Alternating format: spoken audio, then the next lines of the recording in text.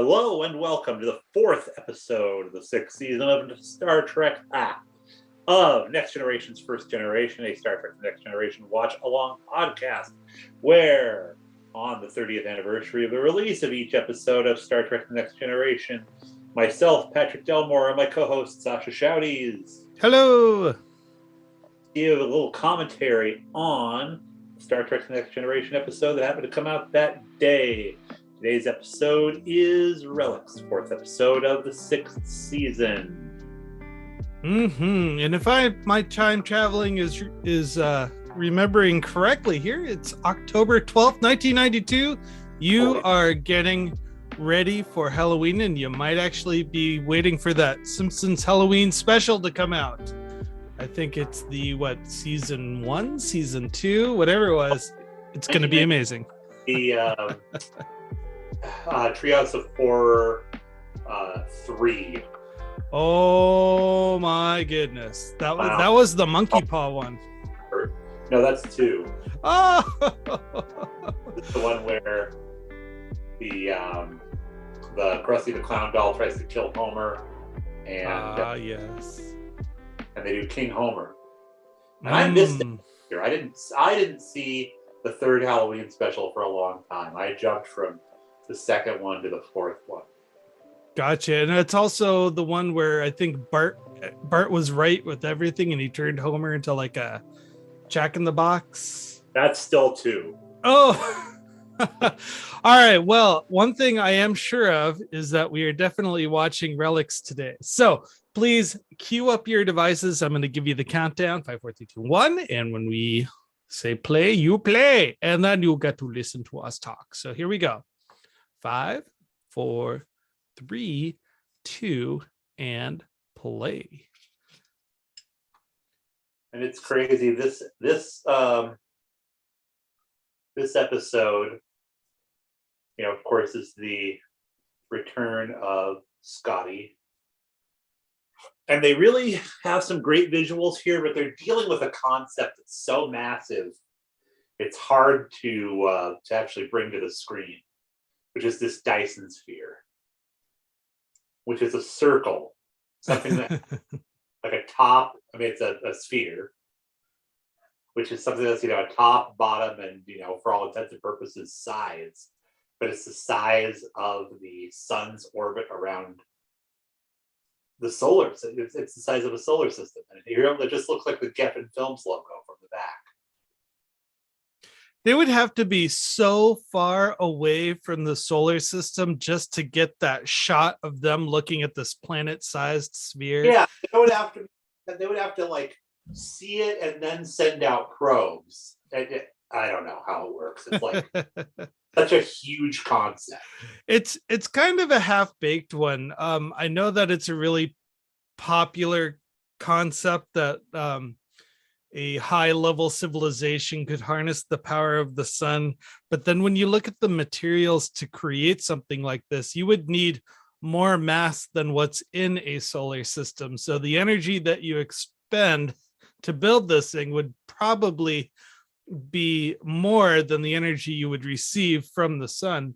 And that's where Discovery gets into some weird territory where the Tau Ceti aliens, or whatever they're called, have their mining monster eating planets for this rare mineral to build their Dyson sphere. Well, I just think of how, if you were to say beyond like the North Pole of that, like the absolute north, and you dropped a coin through there and it fell directly to the South Pole at the speed it would take millennia for it to get to the bottom. That's how big this thing is. And it would just probably get sucked up into the sun that's in the center of this thing. But that's not going to stop great science fiction, because when I was a kid, I absolutely flipped out when I saw that there was a space station the size of a freaking solar system. And on that, a ship crashed on it. Could you imagine how much garbage falls onto the surface of this thing? Oh yeah, I mean the the magnetic pull of it would be crazy. So they wrote a novel based on this episode. Michael Jan Freeman wrote it. Mm-hmm. He did most of the adaptations. It begins with Scotty being on this ship. He's being transported to like the old folks colony for, kind of the old horse. Where we put captains to farm. And of course, it was written before Star Trek Generations. So at this time, the assumption is made that Kirk is still alive.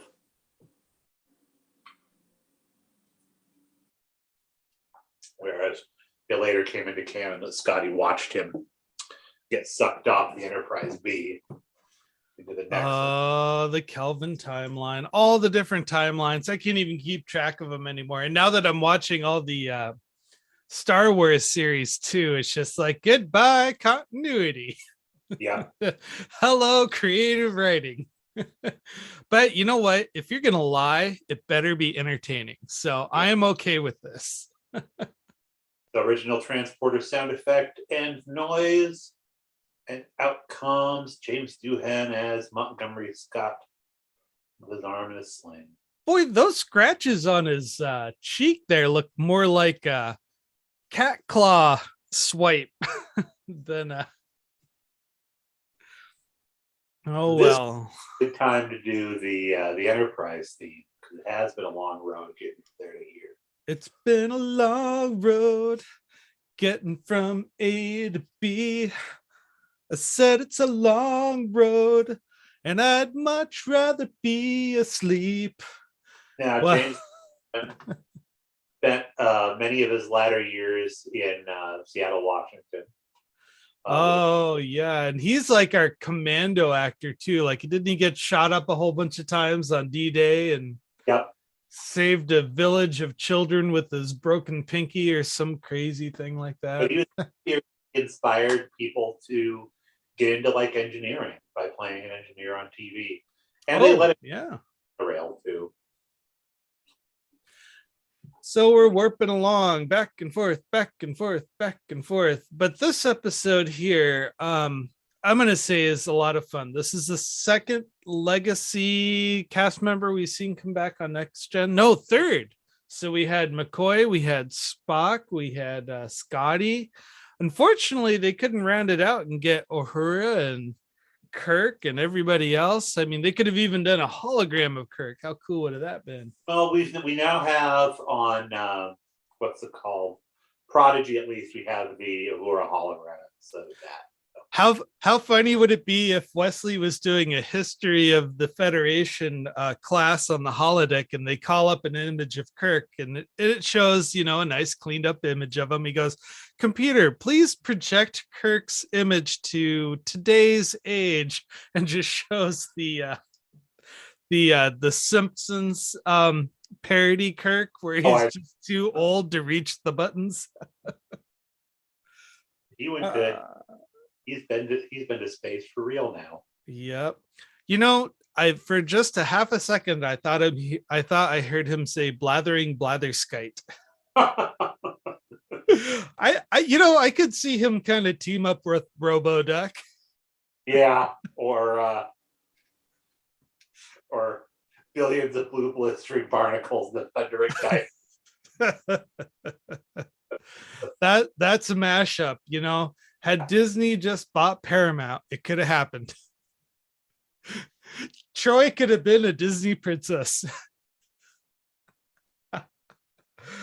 So here we go. This is introductions. How long have I been missing? Well, we're not sure. Worf walks onto the stage and instantly we realize that times have changed. We allow those people on starships now. That's right, Klingons. I've read a couple of books in the original series that came out like before, around the time of Star Trek 2. Mm-hmm. And it's interesting that they've kept how Klingons were portrayed fairly similar, other than the headpiece and on The Greatest Generation, they call it a loaf. Uh, but yeah, it's all about, on a Klingon ship, everything is done by assassination. Oh, I Scotty, love he's Duhan as Scotty and not as Montgomery Scott. Montgomery Burns. It's too bad they never had. I'm sure they did it in one of the novels, but have an admiral come on that doesn't call him Scotty but calls him Monty. Admiral Monty. Hey, Monty. Boy, they sure are taking their time going to sick bay. I mean, he's been trapped in a transporter buffer routine for what, 15, 20, 30 years, and he's just checking out all the little doodads in the transporter room and walking down the corridor like, oh, I see your iPhone has an auto update feature now. It's like, isn't your arm broken? Shouldn't we get something for that? So James Doohan here is telling a story of how they're doing the orbital scan of the sphere, and they did something and down they went, he says. Would be funnier if he was like, so are these fluorescent lights up here, laddie? The On Enterprise was backlit. You telling me you can have fluorescent lights without ballasts now? That's amazing. Where are the gels, lad? How do you know if a woman is pretty? Oh, jeez. See, now we need a LaForge on one of these new Star Treks where it's like a light emitting diode. That's fascinating. I could see him being like, actually, I have my visor programmed to tell me when somebody is attractive. Oh, where can I get one of those? Yep. That's Google Glasses that just never happened. Oh, he's gonna hit on the doctor, and she's like, yep, I'm just doing my job. I'm never gonna see this person again. Like, you're prettier than the average doctor. And it's like, are you watching Strange New Worlds? No, I'm not. Well, it makes me wonder what the relationship was Scotty and McCoy, because maybe Scotty just didn't like to go into sick bay. Nobody liked to go into sick bay. He was always trying to wrangle people to get in there. So here's Picard, the archaeologist, the guy that wants to know everything about everything, and it's like he's got a fight between, like, he's got like one of the most famous people in history there, but he's also got the Dyson sphere to figure out. And in the novel, we do get a lot more of what is going on the inside of the Dyson sphere. It's very similar to the book Rendezvous with Rama by Arthur C. Clarke, where a bunch of people find an abandoned alien satellite and explore it. No one there. So the Dyson sphere has been abandoned, but you get to see, or you get described to you, cities and Riker taking some ensigns on an away mission there, and it's a lot of like weirdly constructed buildings and bridges at odd angles that are over like windy valleys and stuff. So it's good. I mean, it's not as good as Rendezvous with Rama, but but it's nice. Oh, this poor guy here, the main character in the novel, the concierge server of the so he thinks he's hit duty right now, working with Scotty. And the part of the book is that he wants to pit Picard and Riker against each other over him. What? Yeah, but he thinks that Riker is not treating him as he deserves to be treated. His dad is like a high admiral muckety buck. He thinks that he's being purposely given shit duty as an ensign. So he goes to Picard and tells him that he thinks that Riker's being unfair. He looks like a meth head who's going to steal your candle, and they just happen to put him in a uniform.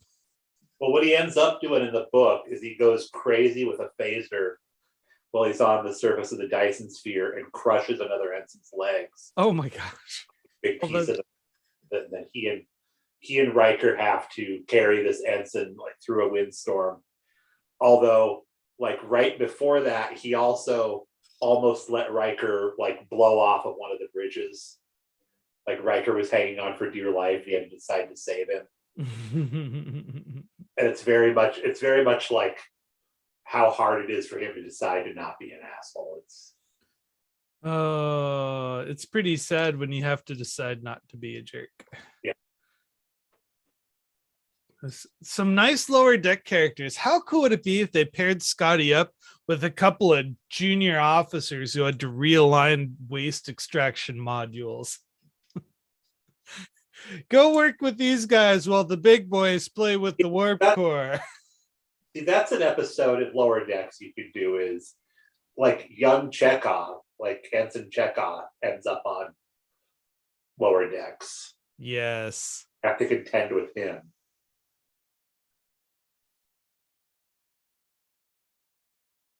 Well, Mr. Scott here definitely wants to impose himself.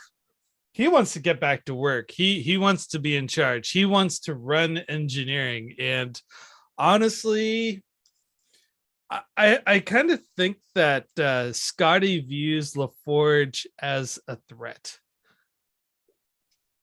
A little bit. He doesn't get why LaForge would work the way that he does with Picard. And it's funny that, well, it's not funny. They have to do it this way. It's all about his relationship with the captain and not about that. And by his relationship with the captain, I mean Geordi's relationship with the captain, and not about his relationship with Riker. Because he probably does bullshit Riker some of the time. Oh, I think everybody bullshits Riker some of the time. And that would be where he and Scotty would bond, but that's not the story they wanted to tell. They wanted the relationship with the captain. Well, if you think about the original series, that was good old boys on a ship, on a spaceship. And, you know, most of the plot was, hey, we have a barrier. We can't get around it. Let's manipulate people to find a solution. Well, that makes a character like Scotty really successful because he controls he has a lot of power being the head engineer. He can basically tell you when you can move the ship and when you can't. And all he has to do is lie and manipulate to get what he wants. Well, not only is Scotty the chief engineer, he's also the second officer. Oh, yeah, that's right. So, I forgot about that. Not only is he the second officer, but the assumption, if you look at it later on, if Kirk were to die in the line of duty, there would be a lot of pressure on them once they got back to the Admiralty for Scotty to become captain rather than Spock. Why would that be? Spock would probably move on to other things. Gotcha. Well, the counterpoint is between Geordi and Riker, or not Riker, Geordi and Picard. That's a very corporate relationship. It's very transactional. Hey, we need to do this. Okay, how long will it take? You got it. Like there's no manipulation. There's no sense of trust. There's no pride. It's just I show up, I do my job, and we make the ship go. Yes. Oh, and now they're having the conversation about you didn't tell them how long it really would take. Yeah.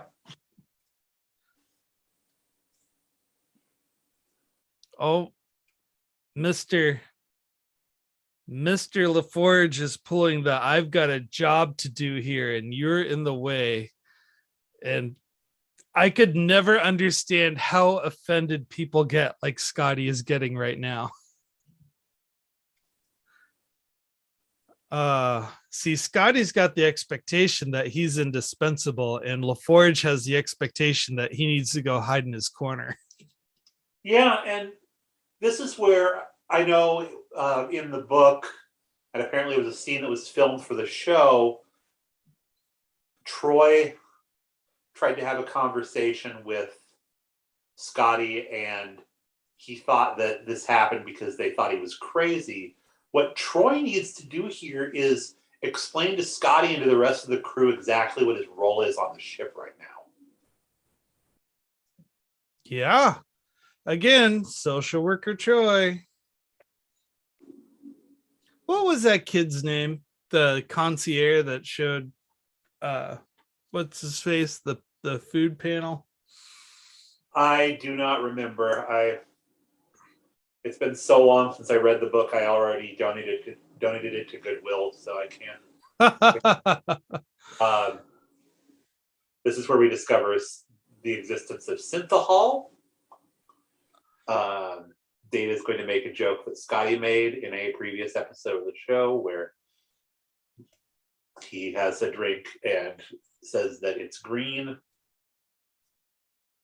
And we're going to creep up on another scene that was cut from, was in the book that they obviously couldn't do on the show, is when he recreates the Enterprise, he recreates his crew and has it on a day that they were celebrating his birthday. What? Yep. So he gets drunk and has it be his birthday on the Enterprise. That's just sad, man. It is. All right, it's my birthday, so I'm going to go to the holodeck and create about 200 best friends and get trashed while they all celebrate me.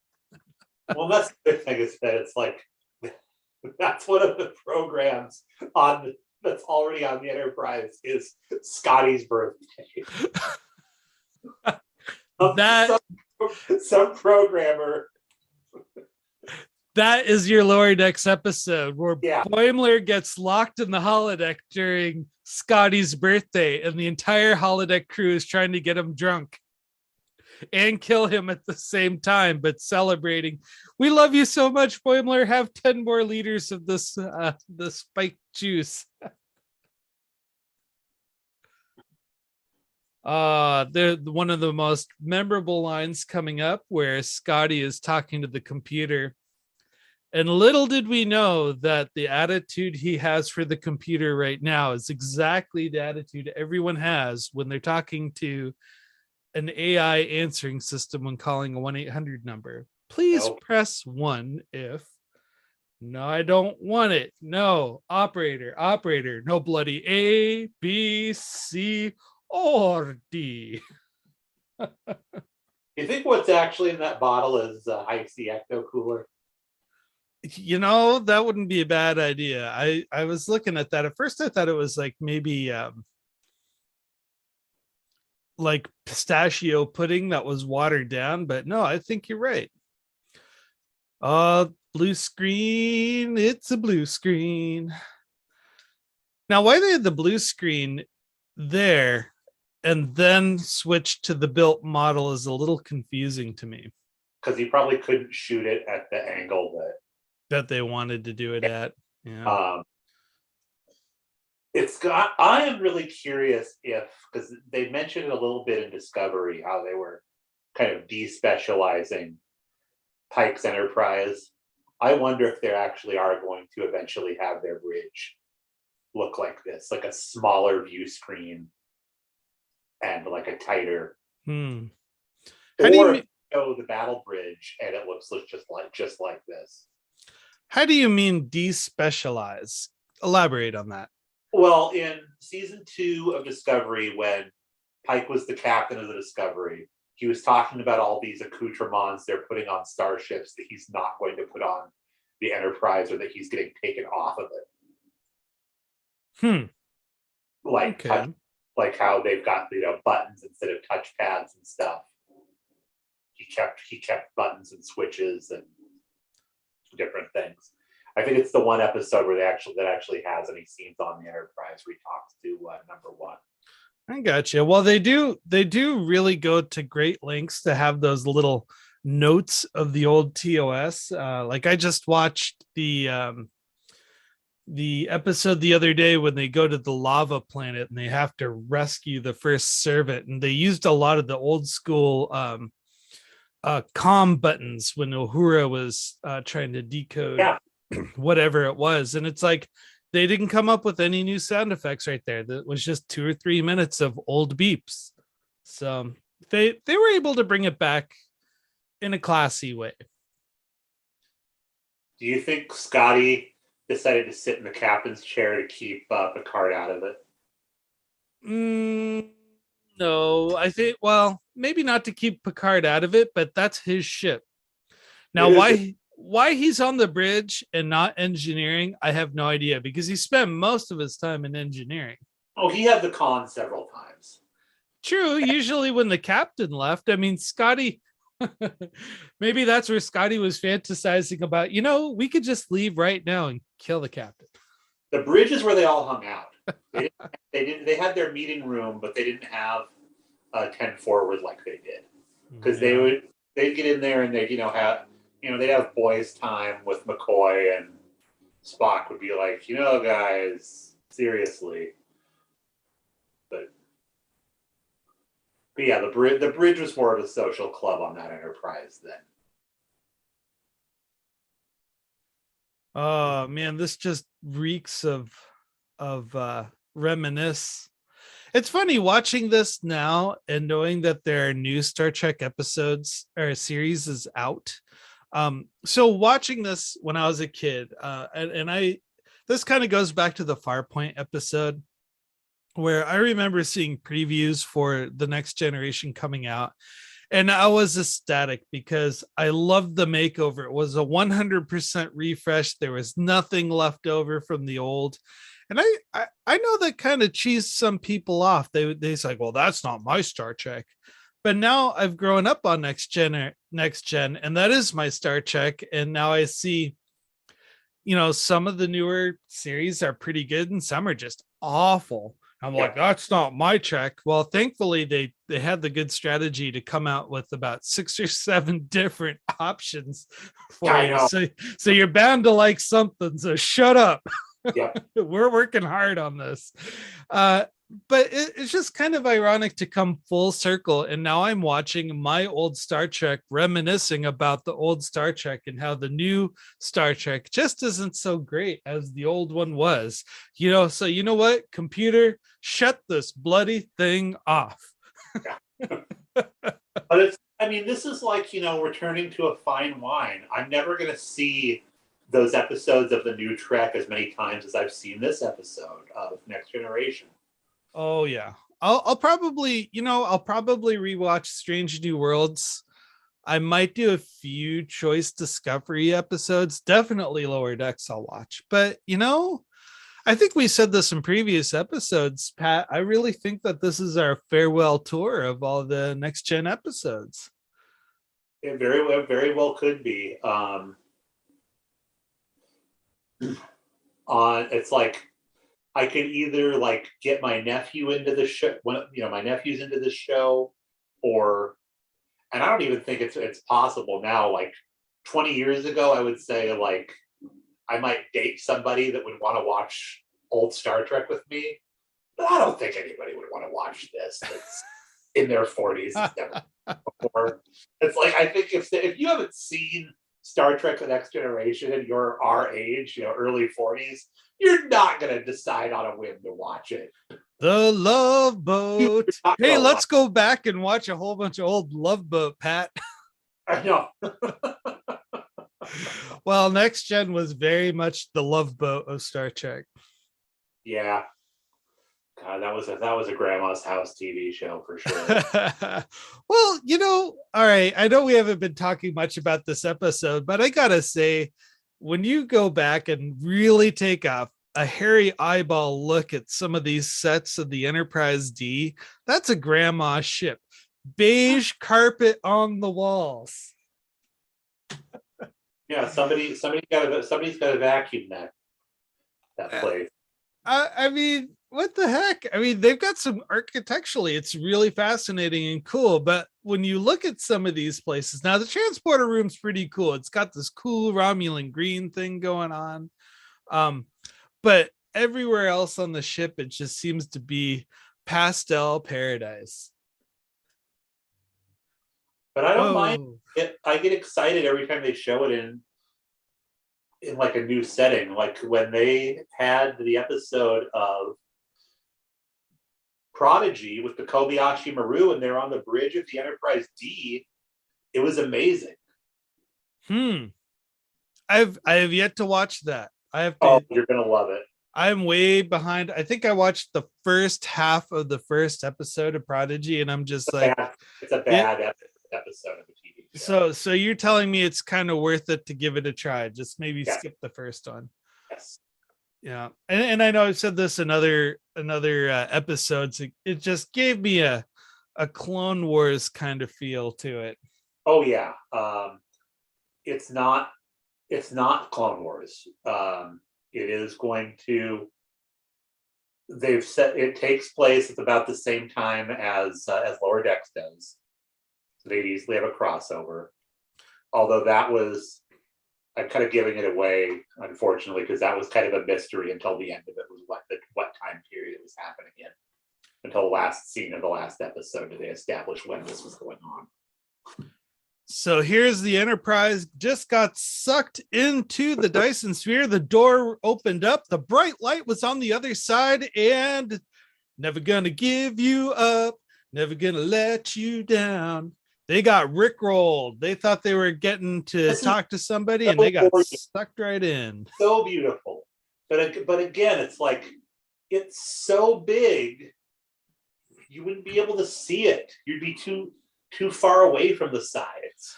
Well, they would have seen just a little bit on the entrance. So, I mean, if they're going through the structure, they're going to be at some point elevation 0, where cities and buildings and whatnot are at. But then they're basically, if you flip the perspective, if you were standing on the surface of this planet, you would see the Enterprise going vertically up into the sun, and they would be several kilometers away in no time. So it would be pretty quick. It would have been cool because you saw them going in there. It would have been fun to have a shot where when you don't see the sides of the sphere, you just see the atmosphere around them. So it looks like the Enterprise on, like a cloudy day on Earth, blue sky around it. I don't think they could have filmed it that way without there being a very thick black line around the Enterprise, though. I don't. Well, you may be right, but the first thing that comes to mind is when the Enterprise, the original Enterprise, traveled back in time, and they were avoiding fighter jets, if you remember. Yeah. And they were behind a blue sky and clouds. So we are back on the Janolan, and Geordi and Mr. Scott are starting to get along because you know why? Mr. Scott is feeling useful. It's technology he knows, and he gets to show off what he does.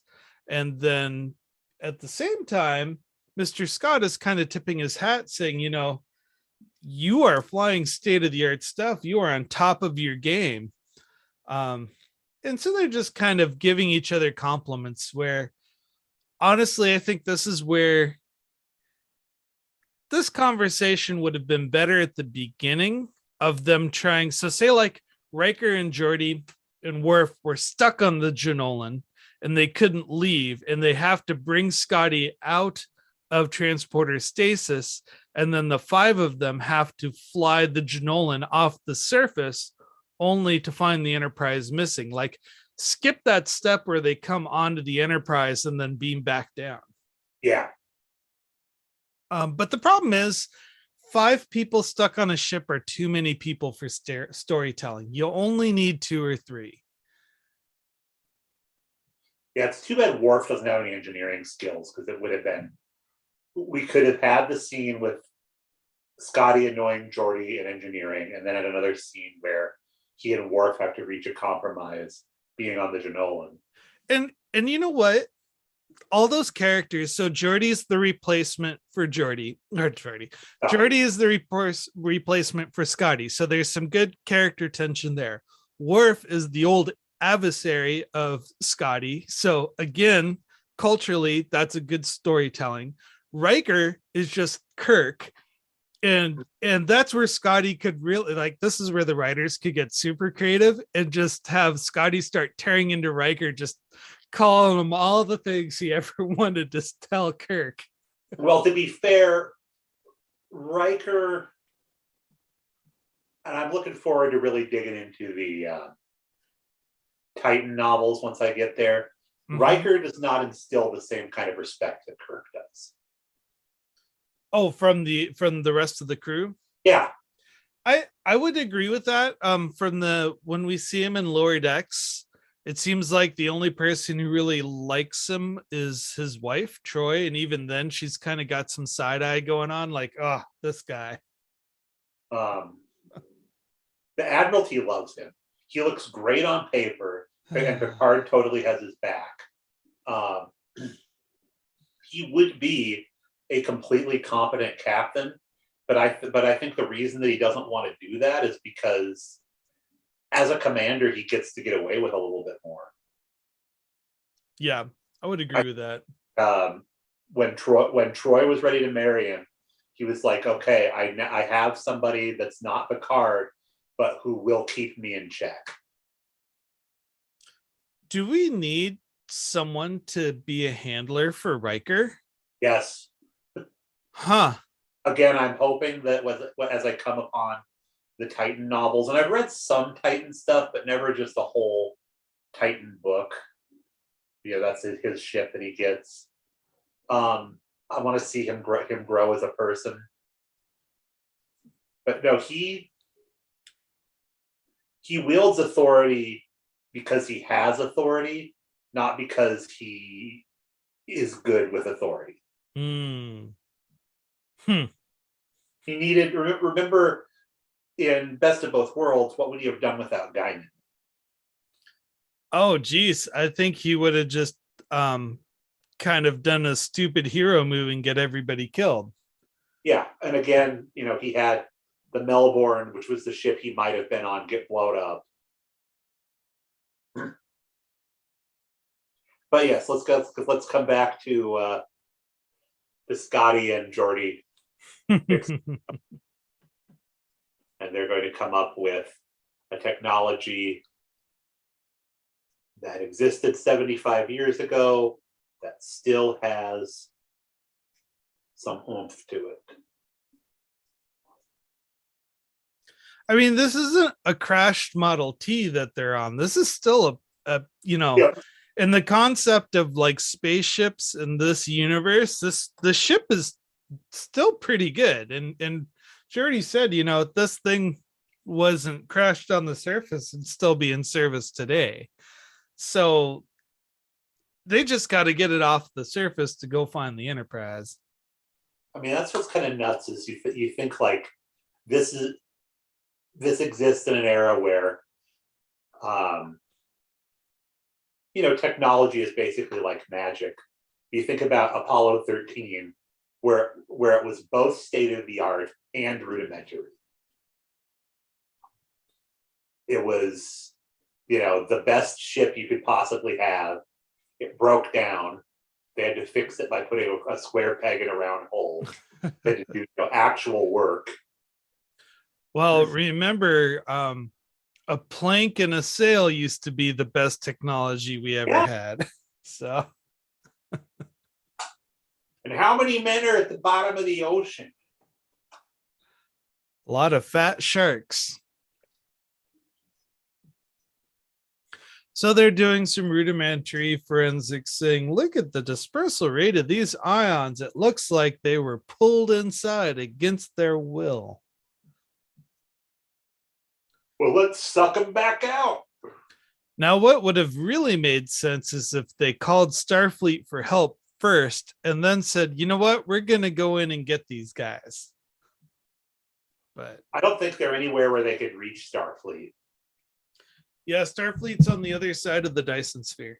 Yeah, because they couldn't hear a distress signal from a ship that had a pretty important captain on it. Yeah, actually, no, Admiral Iguana is in charge of the Dyson sphere, and he doesn't want anybody to know it's there. But yeah, if this was Voyager, it instead of, sacrificing the ship to hold the door open, it would have been like, let's create a reverse funnel, like a cyclone. Blow the door open from the back way. So, I did, out of all the weird Voyager things, I think that one of the more creatively stupid things they've done, it was really early on, I think like second season, was the ship made a copy of itself, everything right down to the molecules, with the exception of the antimatter. And they were bleeding antimatter. They used this really poor medical analogy. And then while they're bleeding to death, and one ship is just falling apart and exploding, the other one's just perfectly nice and clean. The Vidians or somebody come and attack, and they decide, let's blow up the ship to save the ship. And so, I mean, how convenient to the plot is it that you happen to make it an exact duplicate of your own ship so you can just blow it up to fix the problem? And the crew. Oh. And the crew. Well, no, they saved in the baby. Oh yeah. But it's like, it's a good thing, we don't have any extra people to work on this ship. Nobody can leave. Oh, geez. Well, one thing that Star Trek The Next Generation really focused a little too hard on was the techno-psychobabble. Yeah. I mean, even though they had a lot of technology as magic, they went out of their way to explain why it worked. And I believe that formula of explain how it works, use a crude analogy to explain how it works, and then execute it really kind of turned off a lot of audiences who just wanted to see a good science fiction space drama. Yeah. When you look at, and even though, people might say what you say about Discovery was about the plot. It wasn't about how quickly the phasers could recharge. That show was very plot heavy, and they had a narrative to tell, and the technology just happened to be there to facilitate it. So, but of course they also had a mushroom warp drive. So, yep. Another gorgeous shot of the Enterprise. This, I tell you, it's art. I know we keep on getting away from the episode, so the Janolan made it in. They put their foot in the door to hold open the Dyson Sphere doors. By the way, the Dyson Sphere almost looks like something Industrial Light and Magic would have made. It's kind of got that. The ship in Independence Day when they leave the virus and escape. Oh yeah, I get that feeling too. 4 years later. Okay, to save you, we need to fire a torpedo at you. Are you ready? Put on your neon green helmet and chin guard. I wonder what satellite image they used as an overlay for that city. I bet they did use a real one. Again, that perspective would be impossible for what they're trying to do. Yeah. Oh, well. Did you get them? How many times is the transporter going to save Geordi's life in this show, in just this episode? Twice, if you're counting. Yeah, this is really the transporters are magical season. How funny if they had like a Millennium Falcon moment where they knocked the transmitter antenna off at the top of the bridge as they're going through the door. And all's well that ends well. They could mine that thing for all their hulls of all their ships for the rest of time. Oh, I know. They should be, they should have left behind, several probes. They should have left a couple of science teams there. But no. We just told somebody about it. They got this. I think we've mentioned there's a series of books called the Starfleet Corps of Engineers, who are kind of with that. And I've looked some of them up just because I'm like, did they ever come back in any form to this storyline? But that's supposed to be what Discovery's mission is eventually. Oh, is it? See, Yeah. that's what I thought the Cerritos' mission was, is second contact. Cerritos. And they kind of got away from that. Oh, look at that. It's a welcoming line. You know that gal at the console had to fight to get in there. I didn't even notice her. You don't think O'Brien wanted to see Scotty? Oh, yeah, totally. It's like, no, Irishmen and Scotsmen hate each other more than humans and Klingons. They would get into a fist fight at Guinan's over the type of synthahol that they both hate. Oh, Scotty would make some remark about sleeping with O'Brien's wife. O'Brien would break a bottle. And they just go at it. I love how just Worf and Scotty just kind of give each other these like standoffish looks. Yeah. Oh, it'd be funny if they had all the cadet interns from engineering just hanging out by the shuttle like, oh, we got her all polished and ready for you, sir. Oh, there's so many directions this show could have gone. This isn't a bad way to end it, but they could have done better. Yeah. It was a nice farewell to Scotty. It's always nice when we see the people that we love don't die, and they just kind of ease off to another beautiful adventure. Well, when they did the big marathon of the best episodes ever, this was included in it. Well, this was when they showed, what's the name of it? All Good Things. So it's leading up to All Good Things. They did a big. Yeah. Well, this is just an absolute end of the episode, by the way. Thank you very much for listening. Rating, I give this, believe it or not, even after all the heckling and hoo-ha I did, I still give this a 5 out of 5. This has got to be one of my favorites. Good positive memories from my reminiscing as a kid, flipping out when I was a child, just like, oh my gosh, it's a Star Trek, and it's a Scotty, and the Scotty and the Geordi are fighting. This is so cool, and now it's kind of like watching a VHS tape of an old play I did in high school football. Yeah. Did you play high school football? No, not at all. I wasn't popular enough. I had no skill and no friends. Yeah, that's why I'll give that 4 out of 5. But I'm glad they did it. It has some of those beautiful shots of the Enterprise ever in it. It got me to read, a so-so novel. Yeah. Oh. Yeah, no, if you get to take the time, for the folks that are listening, go and check out that book. What's it called again? Just Relics by Relics. Michael. By Michael who? Jan, spelled Jan. Okay.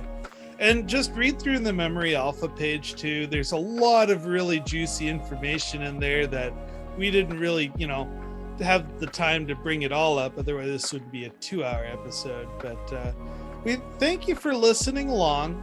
We had a lot of fun, and we hope to catch you next time around on the old Star Trek guitar. So Schisms, the scary one. The scary one? Which is it? Schisms? Oh yeah, the clickers. Oh, the nighttime clickers. All right. Well, with that, I'd like to say, have a wonderful day.